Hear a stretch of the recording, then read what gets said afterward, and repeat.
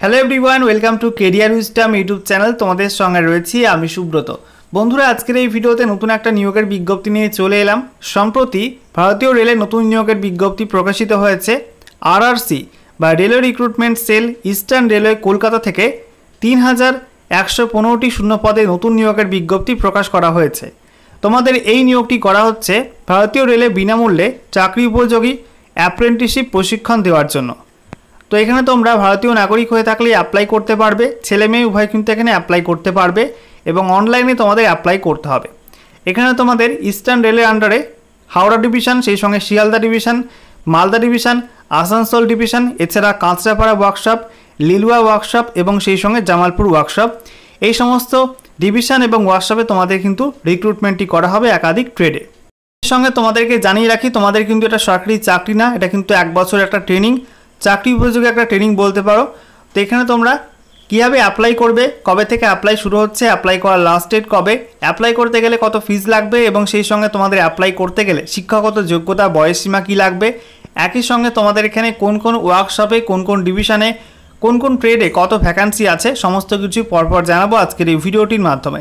তো ভিডিওটি ভালো লেগে থাকলে অবশ্যই একটি করে লাইক করে দেবে, অবশ্যই ভিডিওটি প্রচুর শেয়ার করবে। সেই সঙ্গে নতুন দর্শক হয়ে থাকলে লেটেস্ট ভিডিওর আপডেট সবার প্রথমে পাওয়ার জন্য চ্যানেলটিকে সাবস্ক্রাইব করে নিয়ে পাশে থাকা বেল আইকনে ক্লিক করে অল নোটিফিকেশন অপশানটিকে অন করে রাখবে। লেটেস্ট আপডেট তোমরা সবার প্রথমে পেয়ে যাবে। তো বন্ধুরা, অনস্ক্রিন তোমরা দেখতে পাচ্ছ আমরা এখন রয়েছি RRC railway recruitment sell, eastern railway কলকাতার অফিসিয়াল ওয়েবসাইটে, অর্থাৎ rrcer.org। এখানে আসার পর দেখো একাধিক অপশান রয়েছে। এর মধ্যে তোমাদের নোটিশ বোর্ড সেকশনটায় ক্লিক করতে হবে। নোটিশ বোর্ডে ক্লিক করার সঙ্গে সঙ্গে তোমাদের সামনে নতুন একটা পেজ ওপেন হবে। দেখো নতুন একটা পেজ তোমাদের সামনে ওপেন হচ্ছে। তো দেখতে পাচ্ছ নতুন একটা পেজ ওপেন হয়ে গেল। এখানে দেখো তোমাদের বলা হয়েছে নোটিফিকেশান, তোমাদেরকে দেখিয়ে দিচ্ছি। Notification for engagement of act apprentices for training slot in eastern railway units, notice number এখানে উল্লেখ করা আছে 2024-25। এখানে দেখতে পাচ্ছ notification for engagement of act apprentices new বলে লেখা আছে। এখানে ক্লিক করে তোমরা কিন্তু অফিসিয়াল নোটিশটি ডাউনলোড করতে পারবে। ওকে, তো বন্ধুরা অনস্ক্রিন তো আমরা দেখতে পাচ্ছ অফিসিয়াল নোটিশ ওপেন করলাম। দেখো বলা হয়েছে eastern railway recruitment sell RRC, সঙ্গে দেখো অ্যাড্রেস দেওয়া আছে। Notification for engagement of act apprentices for training slots in eastern railway units, notice number এখানে দেওয়া আছে। দেখো তোমাদের এখানে বলা হচ্ছে শিডিউল, অর্থাৎ তোমাদের ফর্ম ফিল আপ সংক্রান্ত শিডিউল, যেখানে তোমাদের নোটিফিকেশান প্রকাশিত হয়েছে গতকাল 9/9/2024 তারিখ। 9 সেপ্টেম্বর তোমাদের বিজ্ঞপ্তি প্রকাশিত হয়েছে এবং তোমাদের এখানে অনলাইনে ফর্ম ফিল আপ শুরু হচ্ছে আগামী 24/9/2024 থেকে, অর্থাৎ 24 সেপ্টেম্বর 2024 সকাল 11টা থেকে তোমাদের কিন্তু অনলাইনে অ্যাপ্লাই শুরু হচ্ছে। এছাড়া বলা হয়েছে closing date of online application, অনলাইনে আবেদন করার শেষ তারিখ রয়েছে আগামী 23 অক্টোবর 2024, 23/10/2024 বিকাল 5টা পর্যন্ত কিন্তু অনলাইনে অ্যাপ্লাই করা যাবে। এবার দেখো বলা হয়েছে অনলাইনে তোমরা ভারতীয় নাগরিক হয়ে থাকলে অ্যাপ্লাই করতে পারবে।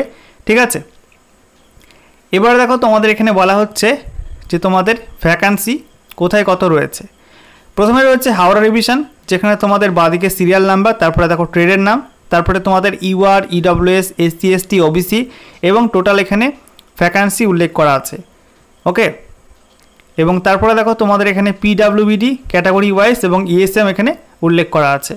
তো বলা হচ্ছে হাওড়া ডিভিশনে তোমাদের ফিটারে ভ্যাকান্সি আছে 281টা, ওয়েল্ডার, গ্যাস অ্যান্ড ইলেকট্রিক 61টি, মেকানিক মোটর ভেহিকেল 9টি, মেকানিক ডিজেল 17টি, মেশিনিস্ট 9টি, কার্পেন্টার 9টি, তারপরে পেইন্টার 9টি, লাইনম্যান জেনারেল 9টি, ওয়্যারম্যান 9টি, আরএসি টেড, আরএসি মেকানিক যেখানে 17টা ভ্যাকান্সি আছে, ইলেকট্রিশিয়ান 220টি, মেকানিক মেশিন টুল মেনটেন্যান্স যেখানে 9টি ভ্যাকান্সি আছে। তো সব মিলিয়ে কিন্তু হাওড়া ডিভিশনে 659টি ভ্যাকান্সি পাবলিশ হয়েছে।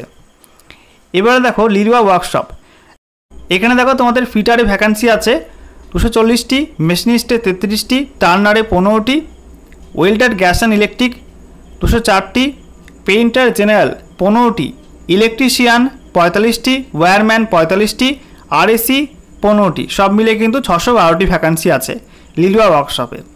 এবারে দেখো শিয়ালদা ডিভিশনে তোমাদের বলা হচ্ছে ইলেকট্রিক ইএমইউ, যেখানে ইলেকট্রিশিয়ান এবং ফিটার মিলিয়ে কিন্তু 47টি ভ্যাকান্সি আছে। তারপরে দেখো ইলেকট্রিক জি, যার আন্ডারে ফিটার রয়েছে 60টি, ওয়েল্ডার গ্যাস অ্যান্ড ইলেকট্রিক 20টি, ওয়্যারম্যান 30টি, তারপরে মেকানিক আরএসসি 20টি, ইলেকট্রিশিয়ান 60টি, ইলেকট্রনিক্স মেকানিক 10টি রয়েছে। এরপরে দেখো 3 নম্বরে মেকানিক্যাল সিএনডাব্লিউর মধ্যে ওয়েল্ডার গ্যাস অ্যান্ড ইলেকট্রিকে 22টা ভ্যাকান্সি, মেকানিক ফিটারে 114টি ভ্যাকান্সি আছে। তারপরে দেখো 4 number mechanical D and DM, যার আন্ডার ইলেকট্রিশিয়ানে তোমাদের 4টি ভ্যাকান্সি, ডিএসএল ফিটারে 4টি ভ্যাকান্সি।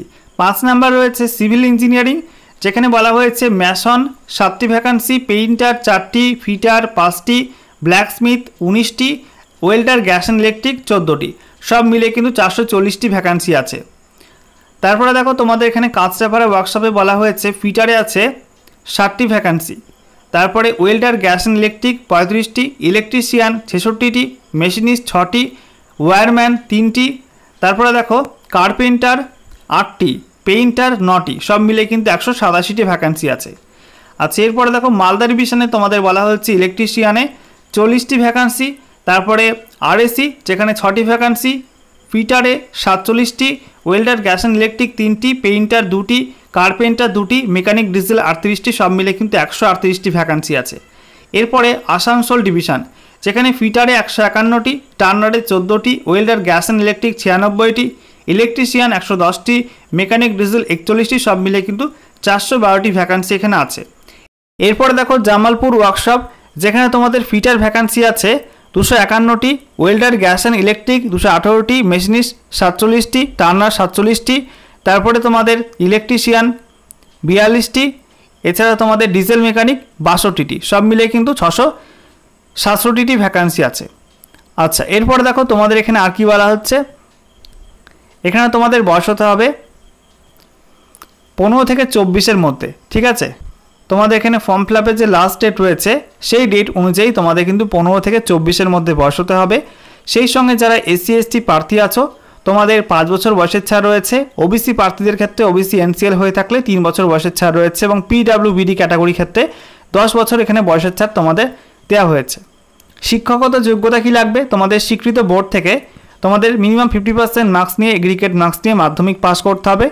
একই সঙ্গে তোমাদের কিন্তু এনসিবিটি বা এসসিবিটি স্বীকৃত তোমাদের সংশ্লিষ্ট ট্রেডে, যে ট্রেডের ভ্যাকান্সি তোমাদের পাবলিশ হয়েছে বিভিন্ন ওয়ার্কশপ এবং বিভিন্ন ডিভিশনে, সেই ট্রেডে তোমাদের এনসিবিটি বা এসসিবিটি স্বীকৃত ন্যাশনাল ট্রেড সার্টিফিকেট বা আইটিআই কোর্স পাস করে থাকতে হবে, তাহলে তোমরা এখানে অ্যাপ্লাই করতে পারবে। এবারে দেখো তোমাদের সিলেকশন প্রসেস কি রয়েছে। এখানে বলা হয়েছে তোমাদের কিন্তু কোনো লিখিত পরীক্ষা নেওয়া হচ্ছে না, এখানে তোমাদের মাধ্যমিকে প্রাপ্ত নাম্বার এবং আইটিআই প্রাপ্ত নাম্বারের ভিত্তিতে কিন্তু সিলেকশনটা হবে, যেখানে মাধ্যমিকে প্রাপ্ত নাম্বার এবং আইটিআই প্রাপ্ত নাম্বার যোগ করা হবে এবং সেই নাম্বারটাকে তোমাদের কিন্তু হাফ করা হবে, অর্থাৎ 1/2 দিয়ে ভাগ করা হবে, এবং যে নাম্বারটা আসবে সেটাই তোমাদের কিন্তু মেরিট লিস্টে পাবলিশ হবে, এবং সেই নাম্বার অনুযায়ী তোমাদের কিন্তু মেরিট লিস্ট অনুযায়ী তোমাদের সিলেকশনটা হবে এবং ডিবিতে ডাকবে, এবং তারপরে তোমাদের ডিবি এবং সেই সঙ্গে তোমাদের জয়েনিং হয়ে যাবে। তোমাদের এখানে একটা এক্সাম্পল দেওয়া হয়েছে, এখানে বলা হচ্ছে কোনো একজন প্রার্থী সাপোজ মাধ্যমিকে পেয়েছে 80.58% মার্কস আর আইটিআই পেয়েছে 91.68% মার্কস। এই দুটি মার্কস অ্যাড করা হবে, যোগ করা হবে, তাকে হাফ করা হবে, এবং দেখতে পাচ্ছ হাফ করে হয়েছে 86.13%। তো এই পার্সেন্টেজ ওয়াইজ তোমাদের কিন্তু এখানে মেরিট লিস্ট পাবলিশ হবে এবং সেই অনুযায়ী তোমাদের কিন্তু সিলেকশনটা হবে, ঠিক আছে। এবারে দেখো অ্যাপ্লাই করতে গেলে তোমাদের ফিস লাগবে 100 টাকা, অ্যাপ্লিকেশন ফিস অনলাইন মোডে পে করতে পারবে। এছাড়া এসসি এসটি প্রার্থী, মহিলা প্রার্থী হয়ে থাকলে এবং পিডব্লিউবিডি প্রার্থী হয়ে থাকলে তোমাদের কোনো রকম অ্যাপ্লিকেশন ফিস লাগবে না। হাউ টু অ্যাপ্লাই, তোমরা এখানে অ্যাপ্লাই করবে কীভাবে, তোমাদের এখানে অনলাইন মোডে অ্যাপ্লাই করতে হবে। অফিসিয়াল ওয়েবসাইট রয়েছে www.rrcer.org, এই অফিসিয়াল ওয়েবসাইটের মাধ্যমে তোমাদের কিন্তু অনলাইনে অ্যাপ্লাই করতে হবে, ঠিক আছে। দেখো তোমাদের এখানে অনলাইনে অ্যাপ্লাই করার সময় তোমাদের ফটো স্ক্যান করে আপলোড করতে হবে, সিগনেচার স্ক্যান করে আপলোড করতে হবে। এছাড়া তোমাদের পিডিএফ ফরম্যাটে মাধ্যমিকের মার্কশিট আপলোড করতে হবে, আইটিআই সার্টিফিকেট আপলোড করতে হবে পিডিএফ ফরম্যাটে। একই সঙ্গে তোমাদের এসসি এসটি অথবা ওবিসি অথবা ইডব্লিউ যা সার্টিফিকেট আছে সেই সার্টিফিকেট তোমাদের আপলোড করতে হবে পিডিএফ ফরম্যাটে, এবং পিডব্লিউবিডি প্রার্থী হয়ে থাকলে তোমাদের কিন্তু পিডব্লিউবিডি সার্টিফিকেট পিডিএফ ফরম্যাটে আপলোড করতে হবে। এবারে তোমাদের এই ট্রেনিংয়ের কিছু সুবিধা এবং অসুবিধার কথা জানিয়ে রাখি। প্রথমত বেনিফিটগুলো তোমাদের বলে রাখি যে এই ট্রেনিংয়ে তোমাদের কিন্তু পার মান্থ ট্রেনিং চলাকালীন 8,000+ স্টাইপেন্ড দেওয়া হবে, অর্থাৎ একটা ভাতা মতো দেওয়া হবে 8,000 প্লাস। কোনো পার্মানেন্ট চাকরি কিন্তু নয়, তোমাদের কিন্তু 1 বছর পার মান্থ তোমাদের 8,000 প্লাস করে স্টাইপেন্ড দেওয়া হবে। একই সঙ্গে তোমরা যদি এটা কমপ্লিট করো এই কোর্সটা, সেক্ষেত্রে তোমাদের লেভেল 1 যে ভ্যাকান্সি আসে গ্রুপ সি, এখন গ্রুপ সি হয়ে গেছে, আগে গ্রুপ ডি ছিল লেভেল 1 পোস্ট, সেই ভ্যাকান্সির ক্ষেত্রে তোমাদের কিন্তু 20% রিজার্ভেশন থাকবে। ঠিক আছে, এবারে খারাপের বিষয়গুলো আসি, যে খারাপ যে দিকগুলো আছে।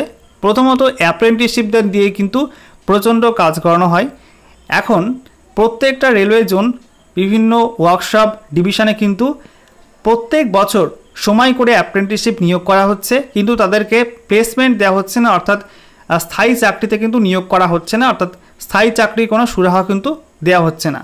কারণ এক একটা যে ভ্যাকান্সি আসে ওপেন মার্কেটের, গ্রুপ ডি বলো বা অন্য রিক্রুটমেন্টে, সেখানে কিন্তু 5 বছর 6 বছর পরপর কিন্তু ভ্যাকান্সি আসছে, এবং এর মধ্যে কিন্তু প্রচুর ক্যান্ডিডেট এই কোর্স করে বসে থাকছে, এবং তার ফলে কিন্তু তারা রোজগার পাচ্ছে না, এই একটা বড় মুদ্রা। আর তোমাদের 8,000 টাকা দেওয়া হবে ঠিকই, কিন্তু 8,000 বিনিময়ে কিন্তু প্রচণ্ড কাজ করিয়ে নেওয়া হবে, অর্থাৎ লেবারের মতো কিন্তু কাজ করিয়ে নেওয়া হবে, এটা কিন্তু মাথায় রাখো। দু একটা জায়গায় তোমাদের যদি ভাগ্য ভালো হয় সেক্ষেত্রে কিন্তু কাজ কম থাকতে পারে, তবে বেশিরভাগ ক্ষেত্রে কিন্তু প্রচণ্ড তোমাদের খাটতে হবে, প্রচণ্ড পরিশ্রম করতে হবে। ঠিক আছে, এবং একটা পার্মানেন্ট এমপ্লয়ি অর্থাৎ স্থায়ী যারা চাকরি করে তারা যেরকম ডিউটি করে প্রায় তাদের মতোই কিন্তু ডিউটি তোমাদের করতে হবে, এটা কিন্তু মাথায় রেখো, এই সমস্ত বিষয়গুলো দেখো। ঠিক আছে, তারপরে তোমরা কিন্তু সিদ্ধান্ত নিয়ে এই ট্রেনিং করতে যেও, নয়তো নয়। আর তোমাদের ট্রেনিং চলাকালীন কোনো রকম অ্যাক্সিডেন্ট হলে বা কোনো রকম শারীরিক ইনজুরি হলে সেক্ষেত্রে রেল তোমাদের কিন্তু কোনো রকম দায়ভার বহন করবে না, কোনো টাকাও দেবে না। ঠিক আছে, পুরোপুরি নিজের দায়িত্বে তোমাদের কিন্তু ট্রেনিং করতে হবে, এইগুলো মাথায় রেখে তারপরে কিন্তু ট্রেনিং করবে। ওকে।